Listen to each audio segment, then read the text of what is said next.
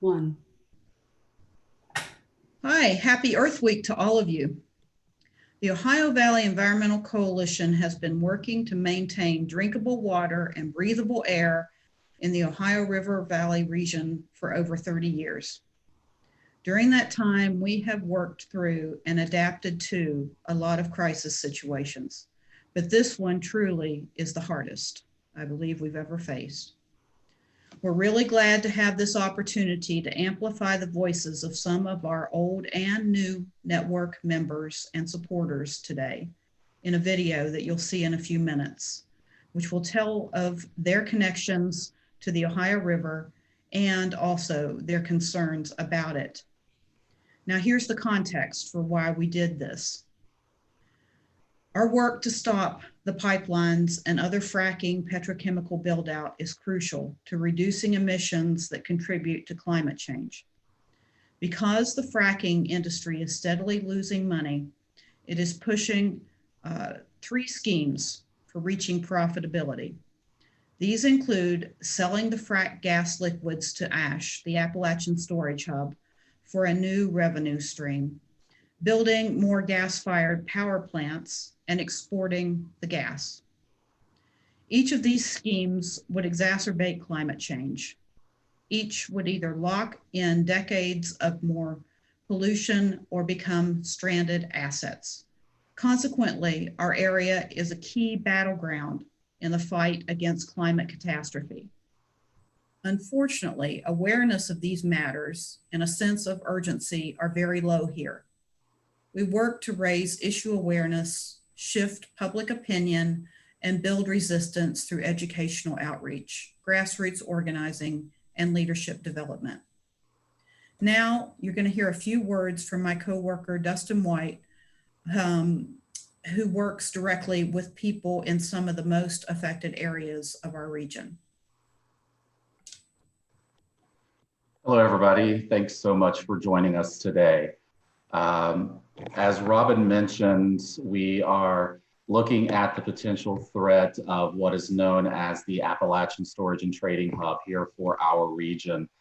And to give you a quick overview of what that project really kind of looks like as proposed, and I want to stress the word proposed because there's still a lot of this infrastructure that's very nebulous, but as proposed, this project would be a 500 square mile petrochemical mega complex that would range the entire length of the Ohio and Kanawha rivers, with the starting point in Monaca, Pennsylvania, and the end point in Catlettsburg, Kentucky.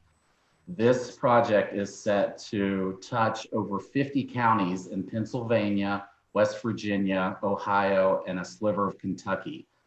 And by that, I mean those counties will be impacted by some form of infrastructure that will be associated with this project.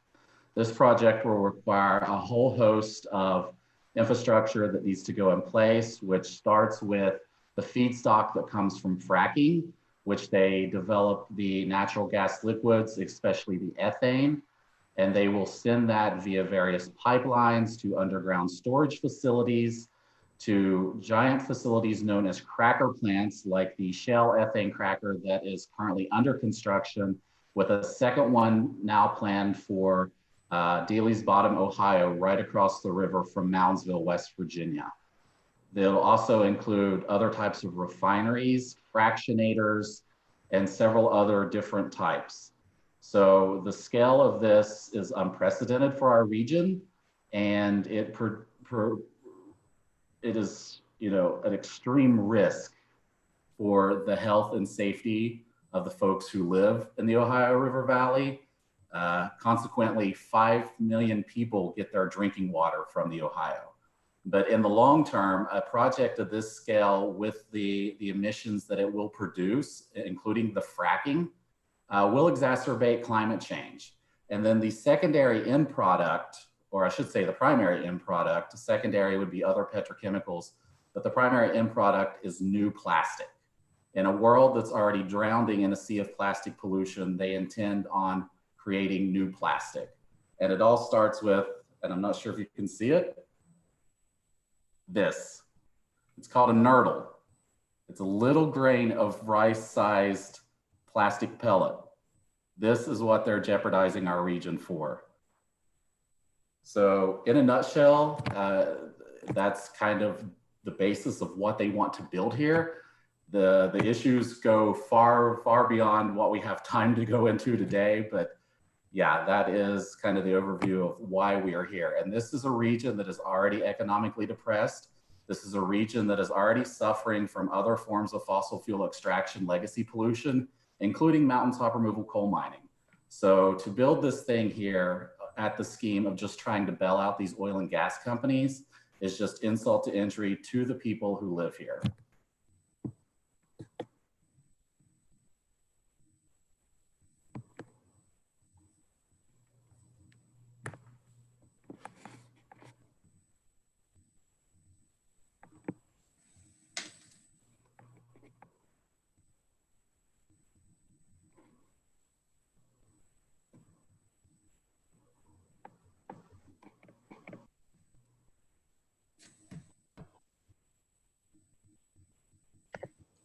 Hi everyone, my name's Bev Reed. Happy to be with you on this very special Earth Day. I live in Ohio along the Ohio River. My experience with the Ohio River has involved a lot of mixed emotions and experiences. Growing up, the river was always looked upon as very dangerous, and no one ever swam in it that I knew of. I always avoided fishing in it and recreating in it as much as I could. And it's very unfortunate because living next to this very amazing body of water, you always wish that you could take full advantage of it. But I didn't feel I could. It wasn't safe. It has improved in its quality over the years. So another thing to note is I do actually recreate in it now. My uncle owns what is called a sea cycle, and it's sort of like a more advanced version of a paddle boat. And I avoid the water still as much as I can, but the sea cycle is really cool because you can like get in these little nooks and crannies of the river, and you can pull up to riverside concerts and hang out with the boaters, and it's just a good time. But the Ohio River has major threats facing it right now. The petrochemical industry wants to expand here in Appalachia. They want to put massive ethane cracker plants along the Ohio River. There's already one being constructed in Monaca, Pennsylvania. They want to put 4 or 5 more along the river. And so lots of toxic emissions would come from these facilities, all for the sake of making various products, much of which would be single-use plastics. And it would greatly expand fracking in the region, so you have a lot of water, toxic emissions coming from that as well. And all the waste that's generated from fracking itself. So because of all the waste that the industry would need to dispose of, they want to barge this radioactive, chemical-laden, toxic frack waste along the Ohio River. And right now there's 3 barge dock facilities that are proposed for the river. And my organization is working to raise the awareness and stop these facilities and stop these cracker plants, and to educate the community on why we need something better. We need better alternatives, better jobs. And the organization is called Concerned Ohio River Residents. Find us on Facebook and Twitter. We have a website, nocrackerplantov.com. Reach out to us. We'd love to connect and see how we can work together. Thank you and have a great day. Happy Earth Day. I'm coming to you from Chesapeake, Ohio. My name's Will Smith. I live, of course, right here in Chesapeake, right on the corner of the river here. And I would like to talk to you a little bit today about why this river is important to me. As you can see, that the 2 communities on either side of the river are very interconnected. We're even more connected to the water supply. We both take our water supply out of this river, and you know, I'm very concerned about the PTTG cracker plant and the Appalachian Storage Hub. To me, it sounds like putting a bunch of dangerous gas in a salt formation underneath the river isn't maybe the wisest thing. There's a lot of plants and animals and humans alike all drink from this river. So today I'm coming to you just to express a little bit of concern on Earth Day about our environment here where we live. Thanks. Happy 50th anniversary of Earth Day. I am Leah Harper, taping from Bowling Green, Ohio, and celebrating one of my favorite observances. Especially so because of how quickly we are losing our clean air and clean water. It's something that we take for granted until it's gone. It's just like the virus has shown me how precious health and loved ones are, and we have to protect what we can. And we also have to look at the system, what happened there, so we can change it. Because right now, the oil and gas industry is been using, investor money, and now it's not working out very well. And there will be LLCs going out of business. There'll be a mess to clean up, but at the same time, the industry is ramping up because they want to put a petrochemical corridor on the Ohio River. And it's already started with a Shell cracker plant, and we know that this would not end well. Just on the face of it, it's like, who could think this was a good idea? And yet Jobs Ohio gave like $70 to $90 million for it, of public funds, that we wonder what could have been used for if they would have asked us what we wanted, which nobody does, and which is not right, because the people who live there have the greatest voice of what they want to see happen in their communities, and they're not given a choice. So I'm so glad we have this Earth Day observance. It's so important because we often don't even realize what we've got till it's gone. So we're protecting our clean air and clean water, and we want clean jobs.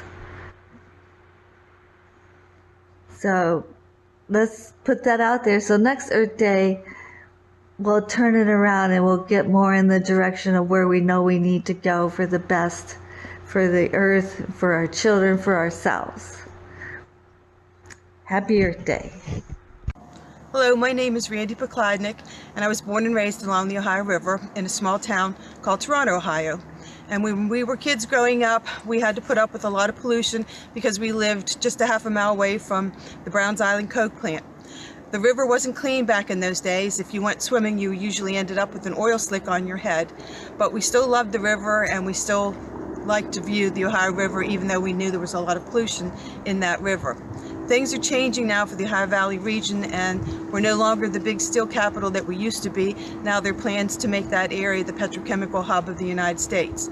I still have family members that live along that river and drink from that river, and I'm worried about what's going to happen if the Belmont County cracker plant goes online and the storage hub comes true. We live right now at Tappan Lake, Ohio, and even though we're not directly in the same county as the petrochemical buildup is, we're 2 counties away, but we're going to see more fracking because of this petrochemical buildup. Where we live, we're about 5 miles west of the Rover pipeline and 5 miles east of a toxic waste injection facility. And fracking is all around our region. This lake used to be a lake that I would swim in and I would fish in and I would let my granddaughter swim in. But right now, with all the fracking and the fracking that might come down the road, I don't know that I'll feel the same way about this lake again. I know that the people in the Ohio Valley keep getting pushed into the corner with jobs or a clean environment, and that shouldn't be the case. So I hope people realize that, banking on petrochemical as a way to save the Ohio River Valley is not a good option. The people in the valley shouldn't have to choose between jobs and their health. Hi, my name is Nicole Lawrence, and I grew up in West Virginia. I currently live in Catlettsburg, Kentucky, and I'd like to share with you my essay called "The Good River on Fire." Thank you. The Good River on Fire. When you say Ohio River, you are saying the Good River, river, since Ohio roughly translates from the Iroquois, the Good River. My friend Rachel, for my birthday, gifted me West Virginia Poet Laureate Louise McNeill's 1979 book, The Elderberry Flood. The collection's title refers to floods that would come each spring, sending the white pine logs downriver to the mill. The collection is a meditation on the Good River and its tributaries. It's a collection on the history, lore, and land of West Virginia. In ways, these poems are dirges, funeral songs. In Ballad of New River, McNeill notes that the New River is second oldest to the Nile, where Tyrannus stalks raising his lizard combs. These poems show us the history of coal, oil, and the logs swept down where the elder bloom was white. It's true about the flooding. In 1937, the Ohio River left 1 million people homeless. My grandmother, just a kid, survived on a little boat. By today's numbers, the damage was equal to almost $9 billion. In 1944, Catlettsburg, Kentucky, the Ohio River flooded again. Again, my grandmother would find herself in a little boat with her family. There's a photograph of her clutching her dog Poochie. She is terrified of drowning.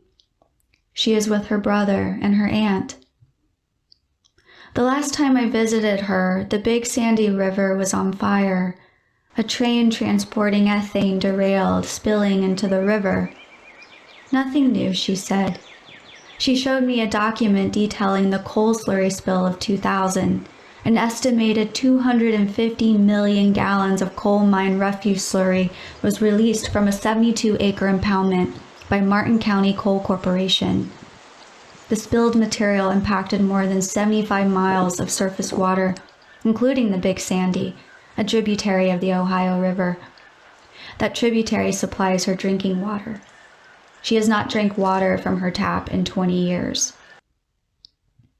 My great-grandfather was a bigger-than-life man, a tall man, like the poet Charles Olson. He loved wearing women's perfume, and I remember him always in a brown suit. I'd sit on his knee, and he'd tell me corny jokes. He'd take his tie off, tie the Windsor around my neck, and I'd run around the house wearing a necktie and a Little Mermaid nightgown. Before he was a preacher, he used to shovel coal for the Armco blast furnace. The blast furnace was by the river. My grandmother remembers her father covered head to toe in coal dust. Every refinery fractionator mill is by the Ohio River. When she shows me the picture of the blast furnace, I think of McNeill's poem, Chemical Valley. The smokestacks challenge and defy the sullied mountaintops and try to lift the rupture of the sky. He would at some point be told he had 6 months to live and would die a month later from lung cancer. Did you know that there are almost 50 different species of freshwater mussels that live in the Ohio River? I think it is sweet that they are animalia, animals, maybe like a dog is an animal. They are sometimes called naiads, the mythical nymphs of the river. They have their own lore. You know the health of a river by the health of the mussels, since they are the river's filtration system. Imagine rubbing away the dirt with your thumbs to see the pink mucket, the sheep nose, the fan shell, the spectacle case, the purple cat's paw pearly mussel, the snuff box. to see the federally endangered animals of the Ohio. When you see the pearly iridescent buttons on an old sweater, understand that they used to be the backs of the animals in the muck of the river. I've heard some can live to be 100 years old. How much can you swallow in 100 years? Now that the river is dammed in places, it does not flood so dramatically, where the cities are neck deep and little children are in rowboats clutching their dogs to their chest. I do sometimes wish the water never went down, but swallowed up the refineries and the factories, and the children could start over, sailing away on the good river, the good, good river, with the clatter of mussels at their feet.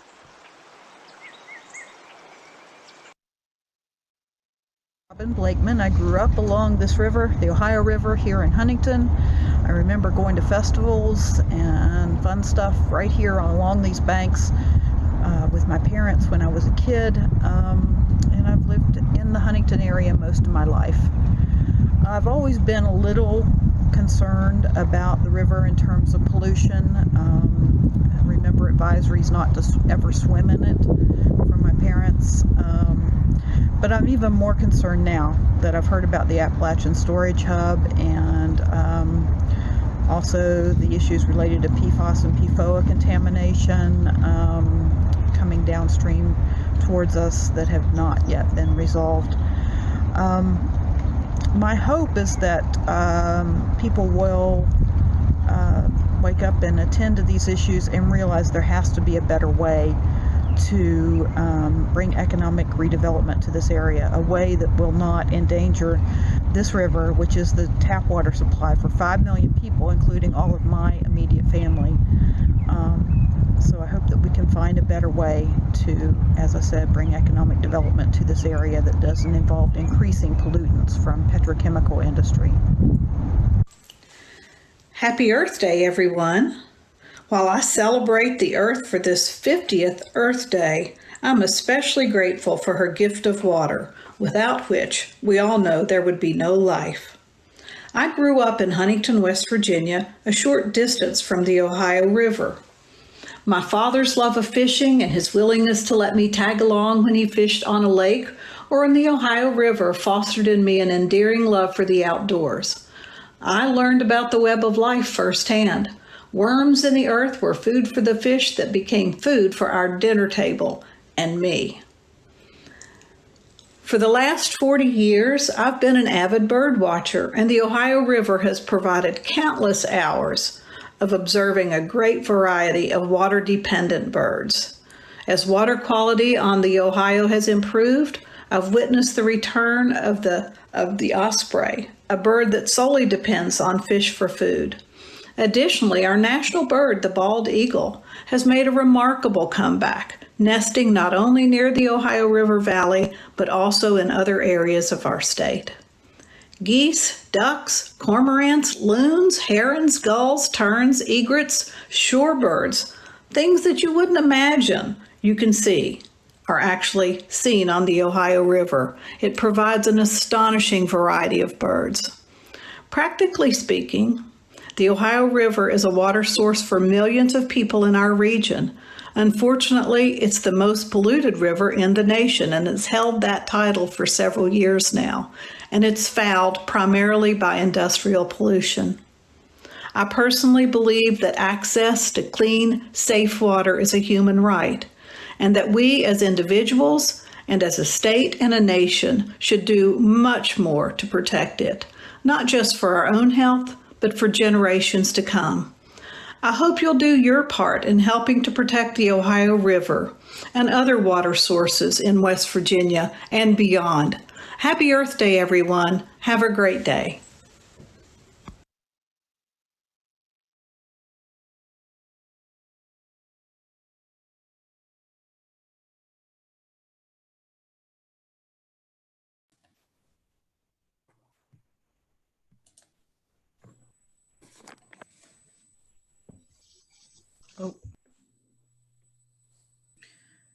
So I think that it concludes our video. Hope you enjoyed that. And I just want to note right now, we're taking questions in the YouTube link for this event.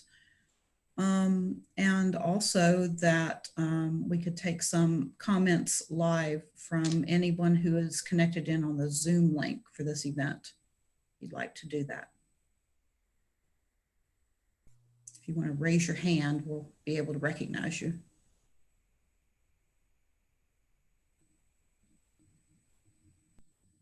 Hello, I'm Mark Connolly. I grew up here in Huntington.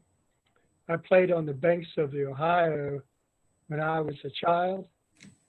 I was told to stay away from there, so of course that's where I played. I've been fishing on the Ohio River. I've lived next to it my whole life and depended on it for my tap water. I consider it like a friend, like the wind, like the sky, like the land.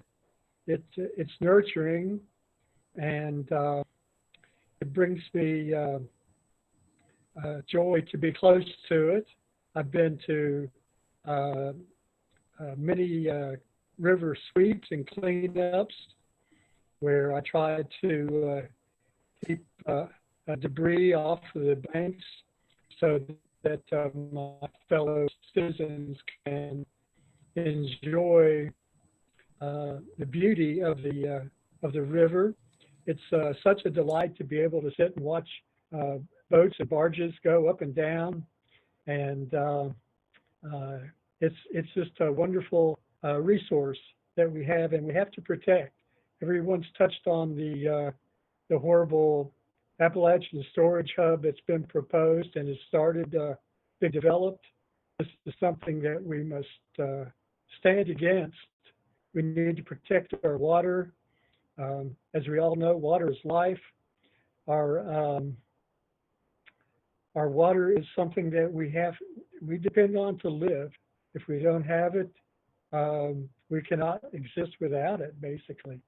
So let's get our heads together. Let's stop this menace that's going to go from Beaver County, Pennsylvania, down to Catlettsburg, Kentucky, and into the Kanawha River. Thanks for listening to me.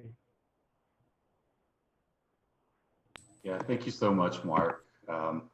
And while we're still taking questions, I just want to point out that while we are facing this petrochemical threat here in our region, there are places where this threat already exists. And most notably is the Gulf South region, which has historically been known as Cancer Alley, in areas in Texas and Louisiana who have been impacted by this industry for decades, where they've been constantly fighting, environmental racism because of this industry. And we just want to make sure that while we are highlighting the issues here, we don't forget about those who have already had a long history of environmental justice issues because of these problems.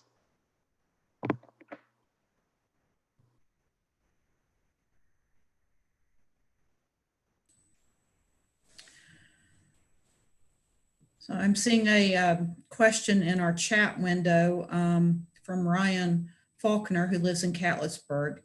And his question is pragmatic. What is the most important thing I can do right now to help and advocate to my friends and family to do? So thanks, Ryan, for that question. I would say the most important thing is to be informed about what's happening in this region. And you can do that.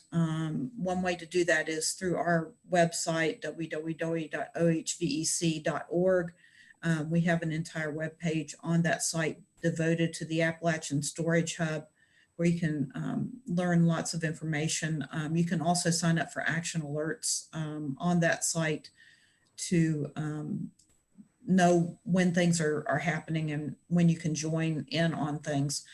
The other thing you can do is to reduce your plastic usage. And I know that's really difficult right now in the state that we're in, but do everything you can to reduce your plastic usage, because that truly is what's driving the development of this Appalachian Storage Hub. So I don't know, Dustin, do you have any other suggestions there? Yeah, there are lots of ways right now.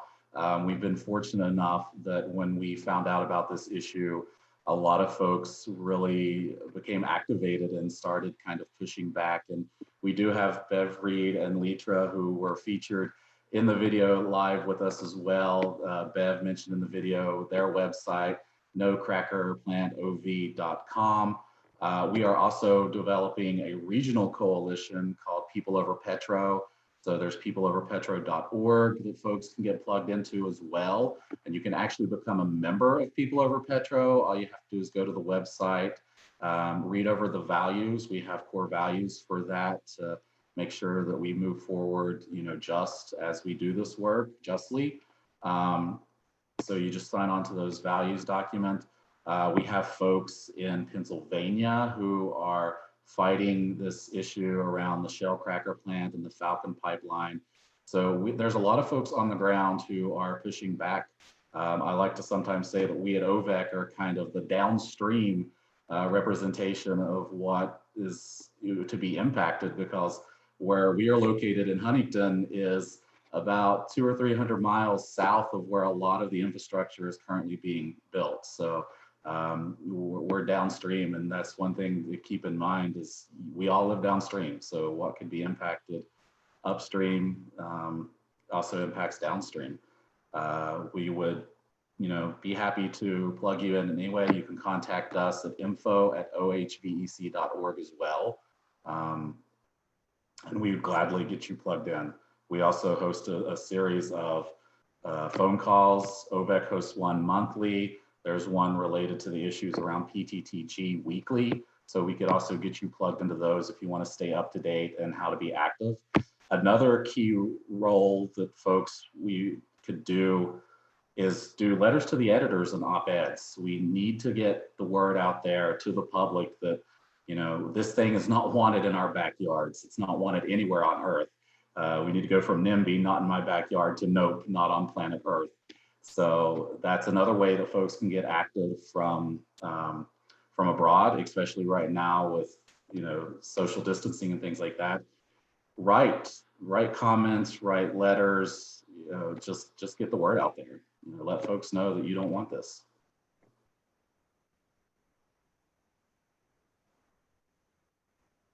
I was just going to say real quick, if he wants to be, or if anybody wants to be up to date on what's happening with the Ohio cracker plant, you can go to our website, as Dustin mentioned, and sign up for our newsletter list and stay plugged into that. And we also have a volunteer sheet. I don't know how far you live, but volunteer sign up form on our website as well if you'd like to look at our options for Ohio. And thank you for your interest. Another thing that we're really concerned about is the financing aspect of all this. And there is an action option on the description of this event, on the links that were sent out originally, to do some comments on your local Chase Bank site. Chase is one of the biggest funder of a lot of pipeline and fracking projects. So if you want to look that up, that'll give you instructions on how to engage in leaving some really direct comments on any Chase site that is that you can access.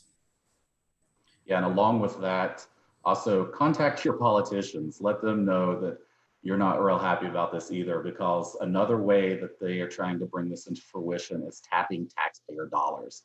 And Letra mentioned in her video, Jobs Ohio money going to site prep for the PTT ethane cracker plant. The Shell cracker plant got one of the largest, if not the largest, tax abatement in Pennsylvania history. They're trying to tap things like the Title 17 loan through the Department of Energy that is really supposed to go to projects that are offsetting greenhouse emissions and things like that. There's also things that are happening, amongst all the states. The West Virginia legislature has tried to pass legislation to get tax abatements and things like that as well. So politicians are definitely doing everything they can to, quote, make this petrochemical renaissance, as they call it for our region, come to fruition. Even right down, Shelley Capito has been trying to funnel money through the Appalachian Regional Commission to go to some of this project as well. So you definitely need to push back against your politicians and remember that this is an election year. So that's just some of the things to keep in mind as we move forward in this election cycle. Yeah, definitely make sure you're registered to vote, request an absentee ballot, and vote. Is there anyone else in our Zoom linkage that wants to make some comments? Show us some pictures of the river or anything like that?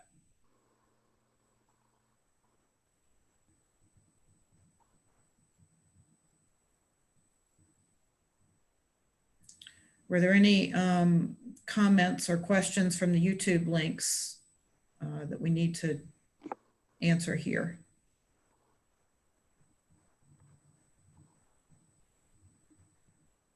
Okay, I don't think we have any other questions. Okay, well, I just want to thank everyone who sent in a video or a audio recording, and this was a great event, and it was a great time to let our river shine and to show people both how beautiful it is and how challenged this region is. So, thank you, and happy Earth Week to everyone.